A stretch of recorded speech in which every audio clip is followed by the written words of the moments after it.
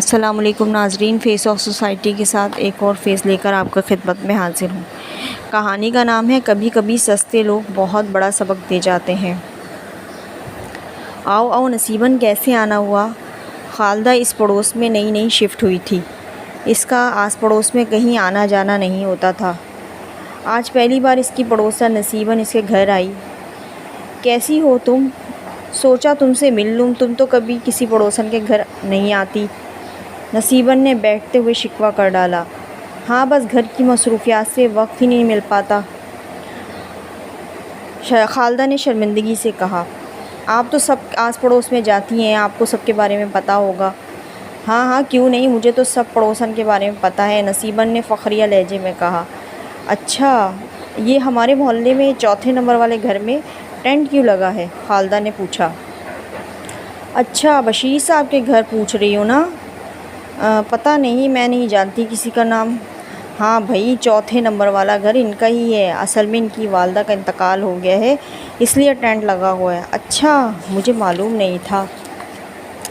معلومات رکھا کرو نا، محلے کا معاملہ ہے، تعزیت کرنے جانا۔ نصیباً نے کہا۔ ہاں جاؤں گی، بس اس بچے اسکول سے آ جائیں پھر چلوں گی۔ میں تو کہتی میرے ساتھ چلو۔ نہیں ابھی بچے آنے والے نا۔ اچھا چلو ٹھیک ہے، تمہاری مرضی۔ یہ کہہ کر نصیباً چلنے کے لیے اٹھنے لگی۔ چلو میں چلتی ہوں، ارے بیٹھے، میں چائے لے کر آتی ہوں، خالدہ نے روکتے ہوئے کہا۔ نہیں بھائی، میں تو ان کے گھر جا رہی تھی، تم سے سوچا دعا سلام کر لوں، اب دیر ہو رہی ہے۔ نصیباً نے پورے محلے کی خبریں ادھر کی ادھر لگانے میں بہت ماہر تھی۔ خالدہ خاتون صرف اپنے گھر تک ہی محدود رہتی تھی، کسی سے ملتی جلتی نہیں تھی۔ یہ تو نصیباً ہوا ہی ہے جو اس کے گھر آ جاتی تھی، جس سے ان کو محلے کی خبروں کا پتہ چلتا ہی رہتا تھا۔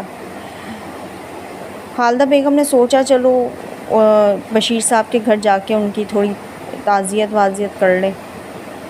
جی السلام علیکم، آپ بشیر صاحب کی کون ہیں؟ خالدہ نے اندر داخل ہوتے ہوئے کہا۔ جی میں ان کی وائف ہوں۔ اچھا، آپ کہاں سے، کون سے پڑوس سے آئی ہیں؟ میں چوتھے نمبر گھر میں شفٹ ہوئی ہوں، ابھی 1 مہینہ ہی ہوا ہے۔ اچھا آئیے اندر تشریف لائیے، اندر بشیر صاحب کی بیگم نے اندر داخل ہوتے ہوئے کہا۔ جی میں نے آپ کے گھر ٹینٹ لگا دیکھا تو سوچا میں آپ سے تعزیت کر لوں۔ خالدہ نے ہمت باندھتے ہوئے کہا۔ یہ کیا کہہ رہی ہیں؟ آپ کی ساس کا انتقال نہیں ہوا کیا؟ میں نے کچھ غلط کہہ دیا؟ نہیں ایسی کوئی بات نہیں، میری ساس تو بالکل ٹھیک ہیں، بشیر صاحب کی وائف نے غصے سے کہا۔ خالدہ نے شرمندہ ہوتے ہوئے معذرت چاہتی ہوں، مجھے نہیں پتہ چلا، میں ویسے ہی آ گئی تعزیت کرنے، مجھے نصیباً بوا نے کہا تھا کہ آپ کی ساس کا انتقال ہو گیا، اس لیے ٹینٹ لگا ہوا ہے۔ اچھا، تو یہ نصیباً صاحب بوا کی کارستانی ہے، بشیر صاحب کی وائف نے غصے سے کہا۔ کیا مطلب؟ خالدہ نے حیرت سے ان کا پوچھا۔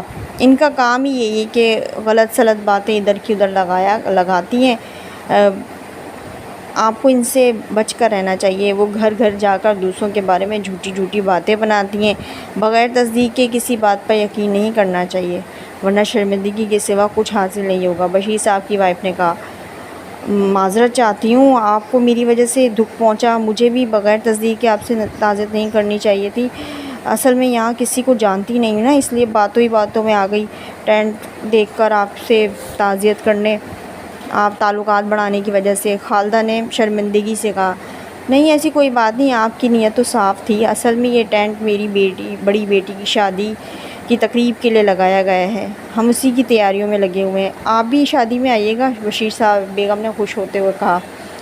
ہاں کیوں نہیں، آؤں گی، خالدہ بیگم نے اٹھتے ہوئے کہا۔ اب میں چلتی ہوں، میری طرف سے جو آپ کو تکلیف پہنچے اس کے لیے میں معذرت چاہتی ہوں، بس بہن آئندہ کے لیے جو ہے نا کسی بھی بات پر بغیر تصدیق کے یقین نہیں کرنا۔ خالدہ بیگم نے بھی سوچتے ہوئے باہر نکلی کہ واقعی کبھی کبھی سستے لوگ بہت بڑا سبق دے جاتے ہیں۔